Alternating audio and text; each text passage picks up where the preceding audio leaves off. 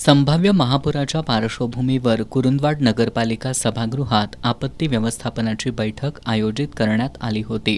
या बैठकीला नगराध्यक्षा मनीषा डांगे, उपनगराध्यक्ष दीपक गायकवाड, मुख्याधिकारी मनोजकुमार देसाई, पोलीस निरीक्षक संतोष माने यांच्यासह नगरसेवक, नगरसेविका, विविध विभागाचे अधिकारी, सामाजिक कार्यकर्ते, नागरिक उपस्थित होते।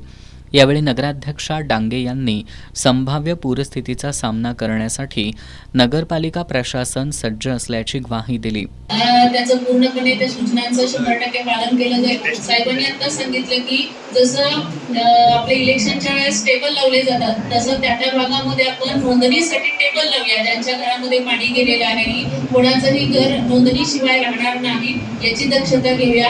यावेळेला मी स्वतः तुम्हाला शब्द देते की ज्या ज्या ठिकाणी पाणी जातं प्रत्येक ठिकाणी मी स्वतः जाईन, त्या लोकांची नोंद मी स्वतः घेईन, अधिकाऱ्यांच्या बरोबर जाऊन, आणि कुठल्याही प्रकारची त्रुटी राहणार नाही आणि कुणाचंही नुकसान होणार नाही याची आपण सगळेजण मिळून दक्षता घेऊया। उपनगराध्यक्ष गायकवाड, मुख्याधिकारी देसाई यांनी या बैठकीत मार्गदर्शन केलं। अक्षय आलासे, तानाजी आलासे, सुनील कुरुंदवाडे, आयुब पट्टेकरी,